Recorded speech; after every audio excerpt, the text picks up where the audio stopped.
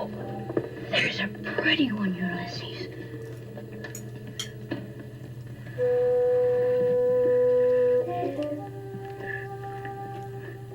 There it is. Hello, BookTube. I'm Sean Breeze Books. Welcome back to my channel and another book haul.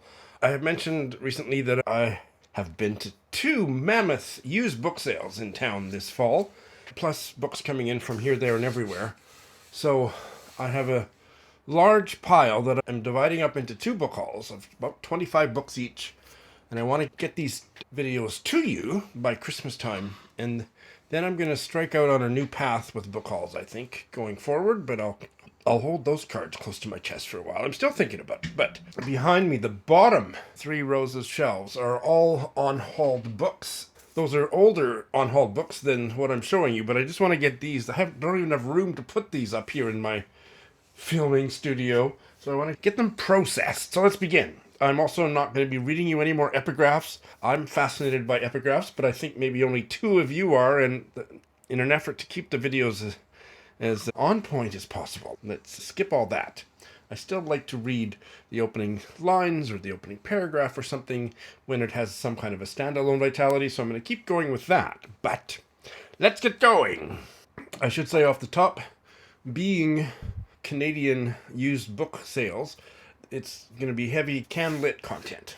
Here is a novel by the Ontario writer Catherine Bush called Claire's Head.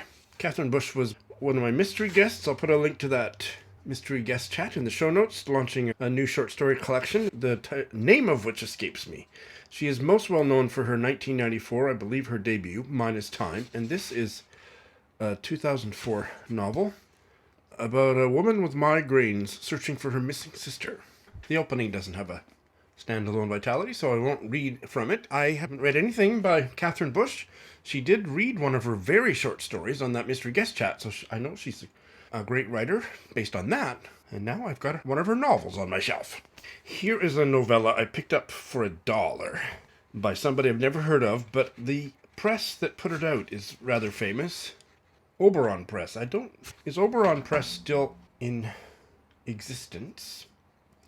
Oh, apparently it is. That's great. It's based in Ottawa. And this is called A Fine and Quiet Place by Nora Keeling, published in 1987. Oh, I think it might be short stories, actually. I believe it's short stories, but let's do some research. These are definitely short stories. Nora Keeling died in 2008. She was born in 1933, short story writer from London, Ontario, and had 3 short story collections, and this was the final one. Let's hear the opening paragraph from the first story called My Father's House. There were numerous cardboard cartons stuffed with precious gems, emeralds, rubies, diamonds, jade, and ivory among them, and incongruously rhinestones and other tinselly items, empty though the latter were and of no worth. These stiff paper boxes of various sizes and shapes were scattered hither and yon in an enormous and dank basement, most of the contents priceless beyond credence, while their covers and closures had been carefully secured with those materials that best served that purpose. It was rare that either of the 2 inhabitants, James Tobias and his lady, ever descended to the depths of the house in which sat the containers, however, so that nothing in them was ever dislocated, uncovered, tampered with, or opened. And there was, notwithstanding the material in the basement, only one individual in the great house whose value and richness was beyond question to everyone except for the creature who shared his beneficence. I have to say I hate that prose. I'm not sure this one's going to stay in the house. I think that's just awful. Here is a book that I bought new at a discount price, and it won that silly book reality TV show that I hate so much on CBC. I don't know what it's called, but it did win. I hope it's good.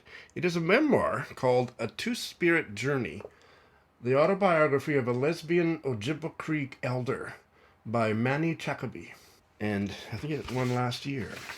I was aware of this memoir previously, but decided I better get a hold of it and read it. It was first published in 2016. Here is the opening from chapter 1. My name is Ma-Nee Chacaby. I am an Ojibwa Cree elder, and I have both a male and female spirit inside of me. I have experienced a long, complicated, and sometimes challenging journey over the course of my life. My earliest memories are of gathering kindling, making snowshoes, and hunting and trapping in my isolated Canadian community, where alcoholism was widespread in the 1950s. In 2013, more than half a century later, I performed a healing ceremony and then helped lead the first gay pride parade in my city, Thunder Bay, Ontario. This book describes the extraordinary path that led me to this place. Sounds amazing. I've read one book by the Canadian writer Stephen Heighton. He died very young a couple years ago, and I read a collection of short stories that were set in Japan. In fact, it was one of the first things I ever read about Japan. It may well have sparked my interest in Japan. I read it in the 90s. That short story collection was called Flight Paths of the Emperor, and it was great. This is a novel called Every Lost Country, and it was published in 2010. Author bios now, they don't seem to say where the writer lives or lived, so I'm going to look that up. I believe Ontario, but I'm really not sure. Yeah, he died in 2022 and he was only 60. He was born in Ontario, and at the time of his death he lived in Kingston. So Every Lost Country is about a doctor and his daughter. They travel to Nepal to join a climbing expedition. Based on how well he wrote about Japan, I'm interested in how he writes about Nepal. However, there's a plot twist because they encounter a group of Tibetan refugees trying to cross the Chinese border, and then plot ensues. I don't want to read any more of the synopsis than that, but holy smokes. What little I did read heightened my interest, because we can all agree China is one of the more evil regimes in the world, and especially about Tibet. Here is the opening paragraph. Air this thin turns anyone into a mystic. Dulling the mind, it dulls distinctions, slurs the border between abstractions, right and wrong, or apparent opposites, dead and alive, past and present, you and him. The brain, rationing oxygen, quiets to a murmur, like a fine print clause or codicil. You're at high altitude for the first time, and this mental twilight is a surprise as rewarding as the scenery. This recess from judgment, sedation of the conscience. How your sleep here seems too shallow for the nightmares that await you at a certain depth. You and the rest of the party are basically drunk. Till now, you've had to treat others for minor problems only. Small cuts and contusions, headaches, insomnia. So this intoxication remains a luxury, not a medical challenge, or a moral one. I love the writing. The premise sounds absolutely gripping, and I want to fill in the gaps with Stephen Heighton's oeuvre. Now for something completely different. I got a used copy of this book that's British royal family adjacent. It's called Serving Victoria, Life in the Royal Household by Kate Hubbard. I've been aware of it for a while. I got it for $3.50, and it is about exactly what it says. The household of servants that served Queen Victoria. I won't read from it here, but I will either read it with my royal enthusiast friend Leah from Calgary, or perhaps Joe Smith and I might buddy read it. This is described as a fictional memoir by the Nova Scotia writer Ernest Buckler, Oxbells and Fireflies, and this is in this attractive Cleland and Stewart New Canadian Library series in brand new condition. I think I paid $1 or something for it. And I haven't read anything by Ernest Buckler. This was originally published in '68. But it's a memoir of his childhood into young adulthood. I'm not sure where it stops. In rural Nova Scotia. There's illustrations at the beginning of each chapter, which is a nice touch. I'm going to read the first few lines. The first chapter is called 7 Crows a Secret, and there's the illustration.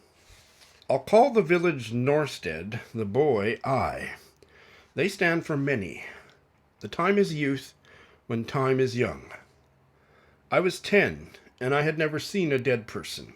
I did not think about any of it with these words, but this is the way I remember it. It is the night before the death.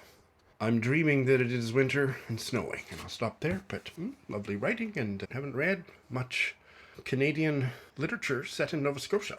Closer to home, Guy Vanderhaeghe is Saskatoon's most famous writer, I would say, although we do have a Booker Prize winner that wrote a novel that I couldn't ever bring myself to read because it was about a boy and a pig and a lion floating across the ocean. That guy lives in Saskatoon. But other than him, whatever his name is, we have Guy Vanderhaeghe, and this is another of his novels.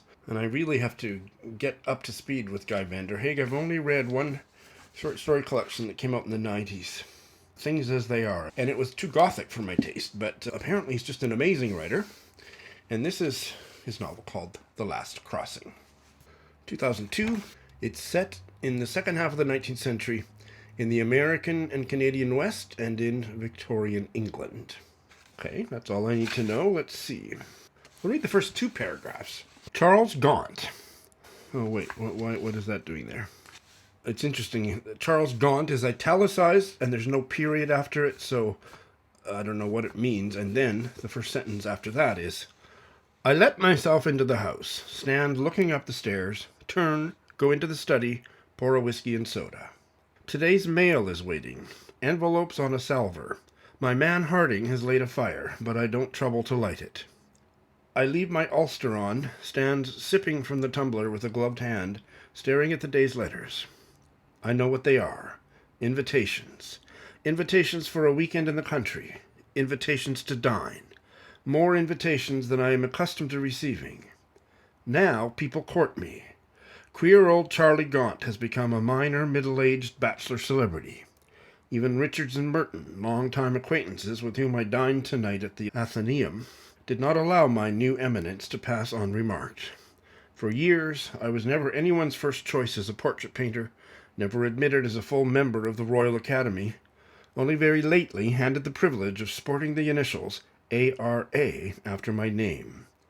Merely an associate. Tardy laurels finally pressed upon an indifferent brow. This is a much nicer copy of a book I already had in my library, and I think I read it maybe in university. I don't know if I ever read it back in the 80s or 90s, but I tried to read it in Tokyo a few years ago, and sometimes the yellow pages turned me off, so I don't know. I didn't get very far into it, but I want to give it another try in a nice, attractive copy. I'm so superficial. This is called The Double Hook by Sheila Watson, and it was published in the 50s, 1959, and this is another New Canadian Library edition, the newer look, and it's a little bit modernist in structure, and I had trouble immersing myself in it. But it's about a small, tightly knit community in the BC interior. I'll read the first short section, but the first part of it, this much of it, is set up as a poem. In the folds of the hills, under Coyote's eye, lived the old lady, mother of William, of James, and of Greta. Lived James and Greta, lived William and Era his wife, lived the widow Wagner, the widow's girl Lenchen, the widow's boy, lived Felix Prosper and Angel, lived Theophil and Kip, until one morning in July. And then the rest of this first section is in standard prose. Greta was at the stove, turning hotcakes, reaching for the coffee beans, grinding away James's voice. James was at the top of the stairs, his hand half raised, his voice in the rafters. James walking away, the old lady falling, there under the jaw of the roof, in the vault of the bed loft, into the shadow of death, pushed by James's will, by James's hand, by James's words. This is my day. You'll not fish today. Well, that's actually very engaging, but I don't know what's going on there. Did he just murder his mother or some other old lady? To read more to find out. About a year and a half ago, I did a vlog for Shorty September about two short books. One of them was by Edmonton writer Shawna Lemay, and that book was called Roomie in the Red Handbag, and I loved it. So I picked up another one, and this one I bought new, and this one came out in 2024, called Apples on a Windowsill. It's a series of meditations on still life, photography, beauty, and marriage, taking the reader from Edmonton to Rome, museums all over North America, discussing the craft of writing and the experience of being married to a painter. Her writing is lovely and meditative and deep, so this should be a treat. The first two paragraphs of the title essay, which is the beginning of the book. Apples on a Windowsill. Our life together has been punctuated by illuminated thrills of beauty, and we have measured time in the shuffling of the dark and the light, holding a space for and giving weight to the precarious objects balanced in a still life. But let me backtrack a little. Rob, my artist husband, and I marked our 25th wedding anniversary in November 2018 by going back to Italy, where we had spent our honeymoon. When we were in Rome, I posted some photos on Instagram of apples on our windowsill of the apartment we had rented on the Via di Capo La Case.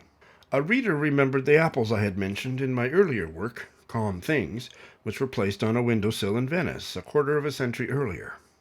She referenced the marriage proposal I received in a train station in Florence on our way to Venice. It's not everyone who receives a proposal on their honeymoon, I don't suppose. Enigmatic opening. This is, I believe, the first novel by a Korean-Canadian writer, Anne Y.K. Choi. Came with her family from South Korea to Canada in the 70s. Lives in Toronto, or at least she did when this book was published. Kay's Lucky Coin Variety, which came out in 2016.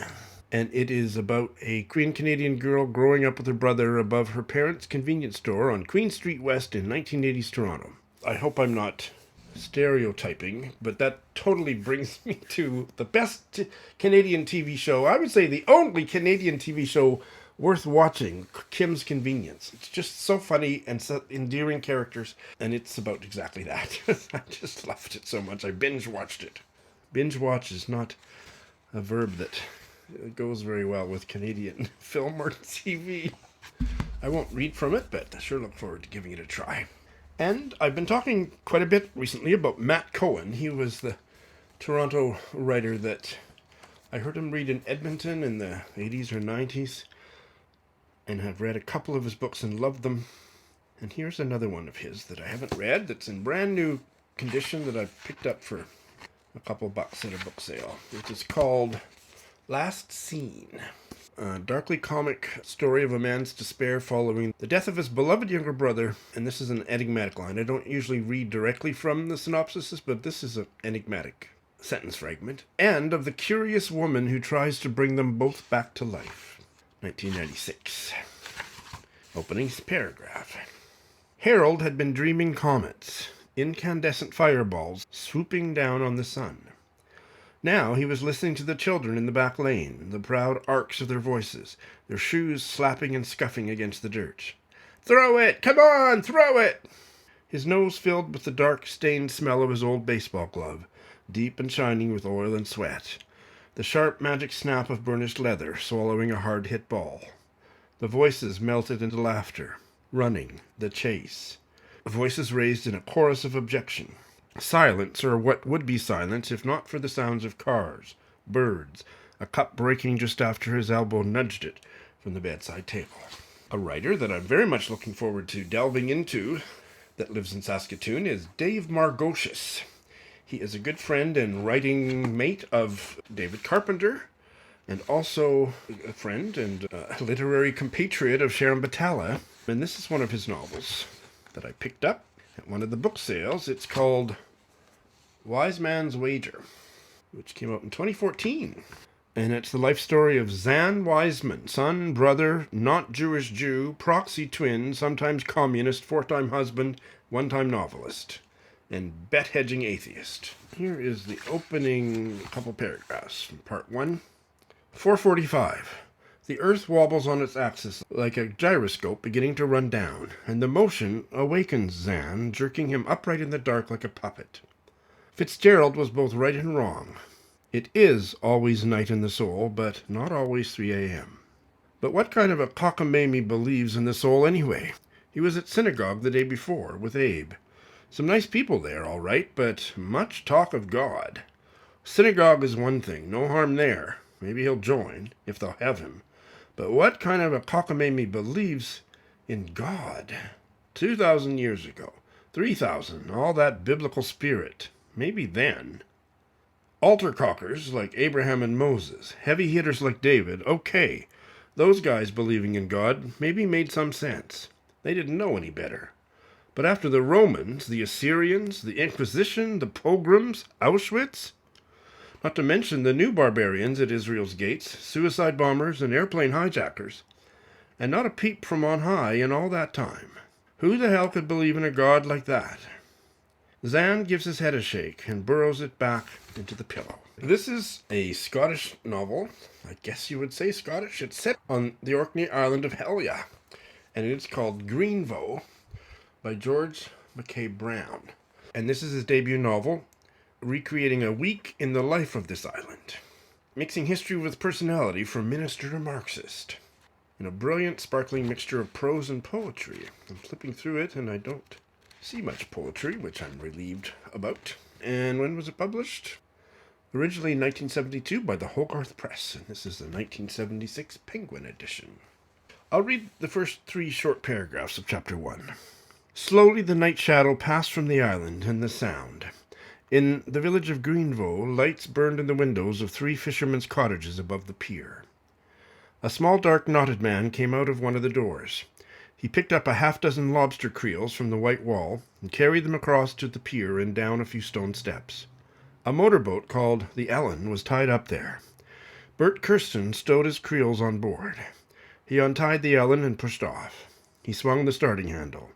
The Ellen kicked and coughed into life. Her bow tore the quiet water apart. From the second open door came a mild chant. Samuel Wannis, the fisherman, was reading scripture with his wife Rachel. He maketh the deep to boil as a pot. He maketh the sea like a pot of ointment. He maketh a path to shine after him. One would think the deep to be hoary. Upon earth there is not his like, who is made without fear. He beholdeth all high things. He is a king over all the children of pride. They knelt down together. Lord, said Samuel Wannis earnestly, protect us in our goings this day and always, and be thou merciful unto us. Amen. Amen, said Rachel. I read an amazing novel by a Saskatchewan writer called Cool Water. The author is Dianne Warren. She lives in Regina, and I snatched up any used books by her that I could find in my travels this fall, and here is a play by her. I don't know if it's her only play. It's called Serpent in the Night Sky, published in 1989, so quite a bit before, about a decade before her novel. The main characters are Duff, a young, good old boy taxi driver, and Joy, the girl of his dreams, a teenage runaway. Mary McCarthy, the American writer, I've had a bit hit and miss with her. I've read 2 of her books, one of which I worshipped, the other which I couldn't finish. Couldn't get past the 2nd or 3rd chapter. The one that I loved was The Group, 1963. The one that I couldn't get into at all, I don't remember what it was. I'll put the cover gif up there. But this is a book of her essays called A Bolt from the Blue and Other Essays. Lovely hardcover edition. I bought it for $2, and it was published in 2002. A lot of them are theater reviews, which I'm not terribly interested in, but she is a good writer. Let's see if I can find one that isn't. Here is an essay on Madame Bovary. Oh boy, the first paragraph is more than half a page. I'm just going to tease you with the first few lines of the opening paragraph. When Flaubert made his famous statement, Madame Bovary is me, he was echoing one of his favorite authors, Cervantes. Cervantes, on his deathbed, so the story goes, was asked whom he meant to depict in Don Quixote. Myself, he answered. In Cervantes' case, this must have been true, quite simply and terribly, whether or not he ever said it. In Flaubert's, the answer was an evasion. There, that's a good place to stop. Makes you want to read more, doesn't it? And I bought this only because it is a novel set in rural Newfoundland. The Corrigan Women by M.T. Dohaney, first published 88, fourth printing 1995. Set in rural Newfoundland, story of 3 generations of women. Sounds like such a Sean book. And I'm not widely read in Newfoundland fiction, and I want to rectify that. Let's have a taste of it, because there's probably some good Newfoundland English here. First 3 paragraphs. Millie Morrissey and Tessie Corrigan perched at the edge of the grave like 2 gulls on a rock. Heads tucked in out of the cold, legs stiff and unsteady from the biting wind. Powder-fine snow snaked around the gravestones and funneled into the tops of their boots. It even curled up their coat sleeves, numbing their wrists. Millie had anchored her hat with a scarf of some slippery material that wouldn't stay tied, and she had to worry it constantly to keep it from coming loose. Once, when she had yanked the knot so tight her jowls bulged out, she cackled with satisfaction. There now be God, any tighter and I'd hang myself for sure. Her voice squeaked from the frost. In all of me 79 years, this is the coldest devil of a day I've ever witnessed. The pallbearers huddled a few feet away, crouched over like praying monks, their parka hoods almost obscuring their faces.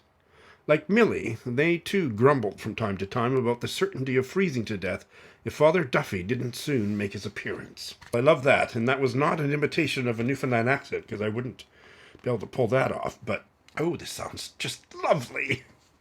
I was finally sold on André Alexis, who is a Black Canadian writer based out of Toronto, according to Wikipedia. And this is actually a rehauling, because this was given to me by a friend of Lindy's when Lindy and she visited me in Tokyo years ago. And it is a myth retelling, and it was, I think, later in the series of books. Anyway, it's called 15 Dogs.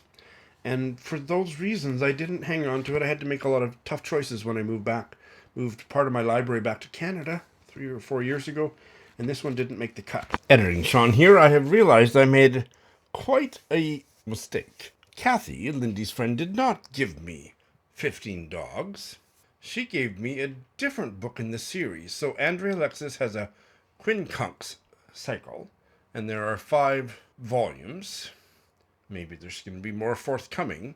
15 Dogs is book number 2 in that series, and I went back to this video from 6 years ago, which I will link in the show notes under the title of the book I'm about to mention, which was book number 5 in the quincunx series by André Alexis, called Days by Moonlight, and that's the one that I unhauled. So I will probably start with volume 1 of the 5 volumes so far of the quincunx series, which is Pastoral, followed by 15 Dogs. Does that make sense? So now that I've read a short story by André Alexis and loved it, I want to get into his writing more. So I saw this at the book sale and picked it up. And this is the second in the quincunx series, published 2015. So the premise is a bet between the gods Hermes and Apollo, which leads them to grant human consciousness. So I have a quite severe allergy to myth retellings, but oh, I see that the main characters here are all dogs. I have an allergy to that. Oh dear, I hope he's written other kinds of books than myth retellings with animal characters. Trying to kill me? André Alexis? One evening in Toronto, the gods Apollo and Hermes were at the Wheat Sheaf Tavern. Apollo had allowed his beard to grow until it reached his clavicle. Hermes, more fastidious, was clean-shaven, but his clothes were distinctly terrestrial. Black jeans, a black leather jacket, a blue shirt.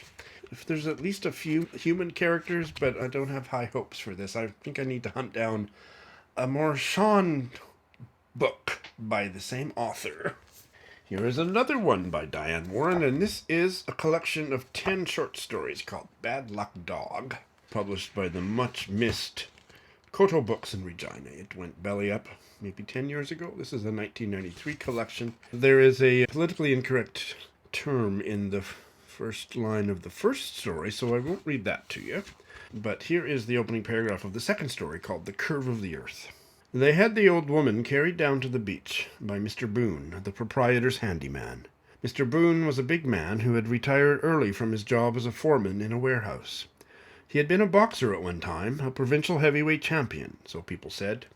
Now he spent his summers at the lake doing maintenance on the cabins and whatever else the proprietor asked him to do. This was just a random pick from one of the book sales. Time Life brought out a series of books in their Time Reading Programs series, and they're so attractive. This one is called Wickford Point by John P. Marquand, and they're just heavy, soft covers, just really attractive and feel good in your hand.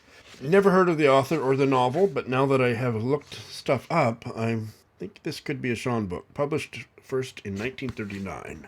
Some people regarded Marquand as one of the 20th century's masters of sophisticated domestic fiction. That's my reading taste, pretty much boiled down to its essence. And this is a portrait of a stagnant yet distinguished literary family in early 20th century Boston. Okay, that's all I need to know.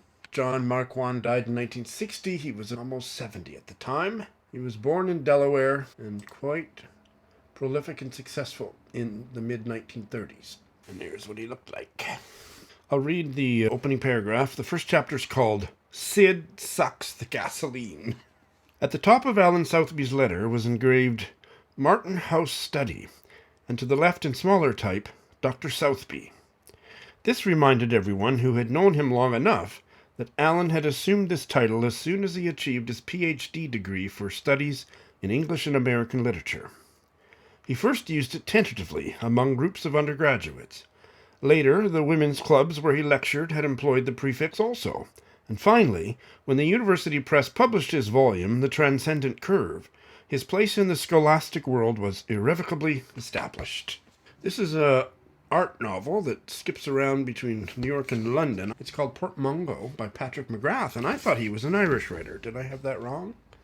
Let's see. No, he's a British writer born in London. Has lived in New York City since 1981, so the setting for this novel certainly makes sense. I do see something troubling. The genre that's listed that he specialized in was Gothic fiction. No, I hope this isn't like that. Is that another allergy that I need to cure? I read Wuthering Heights, and everything else I've touched of that ilk has sucked big time. Won't say more about the plot. Here's the opening paragraph. When he first came back to New York, and that would be 20 years ago now, my brother Jack was in a kind of stupor, for it was shortly after the death of his daughter Peg. What can you say about the death of a child? She was 16 when it happened, and the impact on all of us, Jack of course in particular, was devastating. When I glimpsed the extent of his grief, after the first shock wore off, and he awoke to the grim slog of flat empty days that yawned before him, all meaning, hope, and pleasure drained from his life, I called out to him from across what seemed a chasm, and got back only the faintest of answers, which might have been no more than an echo. I mean, I did not know what to say to him to bring him back into living contact with the world, and more immediately with myself, his sister. I don't suppose there's very much you can say. Well, I love that, and that doesn't sound at all Gothic. I'm going to do some more research. I don't want to just take something that Wikipedia says and overdo it, make a blanket judgment, because that was lovely. I loved that opening paragraph. What I found is, more precisely, he calls himself, or people talk about him as being neo-Gothic or modern Gothic fiction, that is what he writes. But that's not haunted castles and thunderstorms, melodramatic villains. This is what they say makes his fiction Gothic. Psychological instability and unreliable narrators, themes of madness, obsession, repression, trauma, dark, claustrophobic atmospheres, moral ambiguity, settings such as asylums, medical institutions, decaying estates. Most of that is not a deal breaker. I'm not sure that last one, the settings, that sounds like old-style Gothic. But nothing supernatural or no overwrought Gothic bullshit, so that's good. But anyway, I'm going to forget all of that and just say that the opening of this is very promising indeed. Has anybody out there read Patrick McGrath? I keep collecting books by Alberto Manguel, a literary critic, born in Buenos Aires, but came to Canada in 1982, now lives in France, because I know that I'm going to enjoy them, but I haven't read a one of them. This one is called A Reading Diary, A Year of Favorite Books, and it's signed. I got it for $3 or something. Didn't realize it was signed till I got it home. 2004. I don't think I need to give you more of the premise of the book. I started rereading in June and finished in May the next year, and I'll give you the first three that he reread. The Invention of Morale by Adolfo Bioy Casares, which I have read and quite enjoyed. That was June. July, The Island of Dr. Moreau by H.G. Wells. Haven't read it. August, Kim by Rudyard Kipling. I don't think I'll ever read it, but my mom loved it when she was a kid. And it goes from there. Instead of reading from the first essay about the invention of morale, I'm going to read the first two paragraphs of the introduction. There are books that we skim over happily, forgetting one page as we turn to the next. Others that we read reverently, without daring to agree or disagree. Others that offer mere information and preclude our commentary. Others still that, because we have loved them so long and so dearly, we can repeat word by word, since we know them in the truest sense, by heart. Reading is a conversation. Lunatics, that's a politically incorrect word, but Lunatics engage in imaginary dialogues which they hear echoing somewhere in their minds. Readers engage in a similar dialogue provoked silently by words on a page.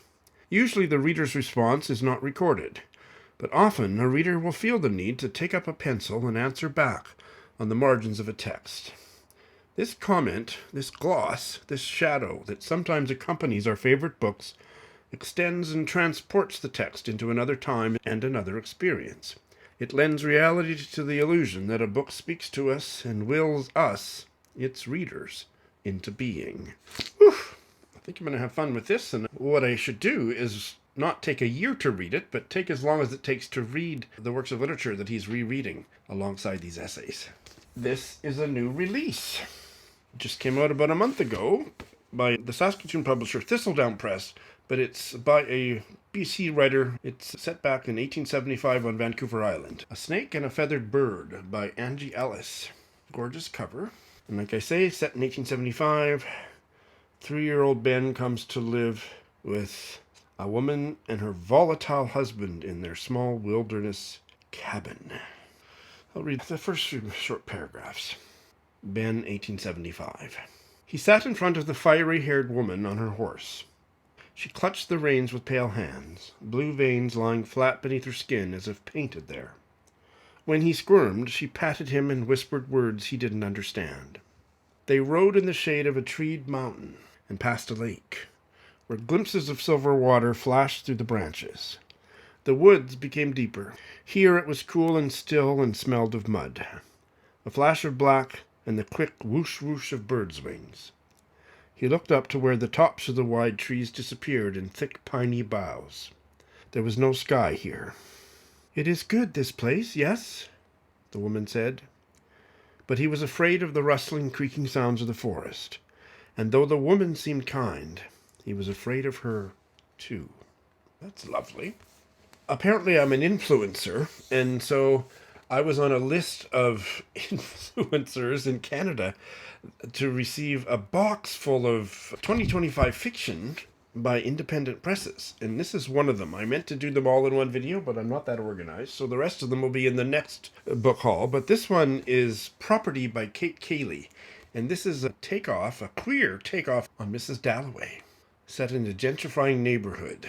And one of the characters is Nat. She's a middle-aged queer mother of 2, worried about her taciturn loner son locked in his room, and that's all I'm going to read from in the back.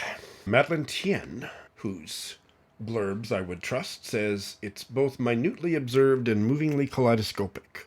A meditation on fate, accident, free will, and the elusive and elusive qualities of selfhood. I'll read the opening paragraph. The first page is something about rats, and if I get started on it, you're going to want to hear the whole thing, and it's too long. So instead I'm going to go to the next page and read that paragraph.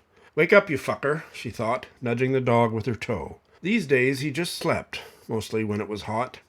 The first hot day, May beginning. Something to talk about. She didn't like it when all he did was sleep. She watched people coming out of their houses, voices rising. Time for a cigarette. They hated that. Kids coming out of houses now. When those kids were younger, he'd come down the porch steps waving his tail. He was younger too, friendly. The mothers pushed their kids at him. She knew why. They wanted to show they didn't think they were better than her, like she lay awake thinking about them. The smaller girl was afraid of the dog, his long, graying jaw. Jumped away when he licked her face, shaking, not sure if she wanted to cry. Now the kids ignored him. He was part of the front steps, part of themselves, like the man who walked all day talking to no one. They didn't think about the man anymore, no matter how much the mothers warned. Those mothers thought everyone was out to get their kids. When she was a kid, nobody warned her about anything or anyone. It was fine. Maybe not fine, but fine. Intriguing opening. At one of the book sales, I picked up a collection of short stories by Lucy Maud Montgomery of Anne of Green Gables fame. The Doctor's Sweetheart and Other Stories. It's got an awful price tag I got to get off there someday.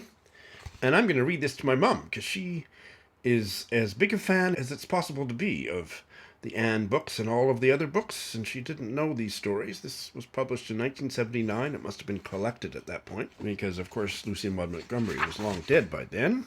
The first story, originally published 1899, is called Kismet, and I would have to read a lot of it to give you a sense of it, so I'm not going to, but I know Mum is looking forward to me reading this to her. I think it's going to be the book after next that I read to her. I think I already have a copy of this collection of short stories by Sharon Batalla, but when I saw it there in a nice hardcover edition, I snapped it up anyway, so I may give it away in a giveaway, but anyway, here it is. It is called Real Life, and it was published in 2002. I may send it to Heidi of My Reading Life, because we're reading the complete works of Sharon Batalla, it seems, as Buddy reads. I'll just read the opening paragraph of the title story. When I saw Dan enter the gallery where I was having a show, my knees went weak, and I had to lean against the wall, casually, as if I were tiring of standing. In the unexpectedness of his appearance, a sudden memory engulfed me, more physical than anything, a kind of blooming of sensation around and in me, of smell and texture and color, of how we had been together. It made my face feel hot, yet my fingertips against my wine-glass shrank with cold. And the last book is an odd book that was on my most anticipated new releases that comes to us translated from the Bulgarian. It is called To Essay by Rusana Bardarska. Translated from the Bulgarian by Christopher Buxton, Zornitsa Hristova, and the author. And it's a multifaceted exploration of the human condition through narrative fiction, essay, and philosophical inquiry. I'm not sure about philosophical inquiry, but the rest of it sounds good. About the author's journey from childhood in communist Bulgaria to her adult years in post-communist Europe. And here's this sentence. It says, "This is a book." I'll read the first 3 paragraphs from the prologue, which is called The Seventh Day. When I was a child, I thought people only died on Sundays. My first encounter with the so-called fundamental question took place early on in a rather non-traumatic, even comical manner. In Loam, where I was born and spent the first 7, so-called formative, years of my life, there were funeral processions going down the main street every Sunday. We used to live smack in the middle of that street in a municipal building we shared with 3 other families, where my grandmother bred hens in the backyard. It was only later that I learned what dying really meant, and that it didn't only happen on Sundays, the only day off people had at the time, and that funerals could, in urgent cases, be held on a working day too. In my childhood, those lucky enough to be buried on Sundays were paraded in open caskets up and down the main street. A brass orchestra in front, mostly gypsies, then the casket with 4 or 6 pallbearers, once again gypsies, whose number seemed to depend on how heavy the casket was, with mourners at the back and onlookers at the sides, lining the sidewalks. Trumpets, trombones, clarinets, drums, and other highly inappropriate instruments would unsurprisingly play funeral marches in impossible arrangements. The repertory comprised a total of 3 numbers: Chopin, Beethoven, and Shostakovich. Each time, my father would routinely announce the name of the composer, then scrunch his face, as if pained by the band's interpretation. Because this was not merely a procession, but a relay that jutted between the 2 ends of the street, where caskets were replaced and a new round of marches would start. Chopin, Beethoven, Shostakovich, times 2. Then again, Chopin, Beethoven, Shostakovich, times 2. That sounds amazing. And I have to double check. I think I looked this up when I made my most anticipated video, but I need to look it up again. It's pronounced the same as the other meaning of essay, the noun and the verb essay. Same pronunciation. This is intriguing. And I think they all are, but which one would you be most likely to try first? Thanks for watching.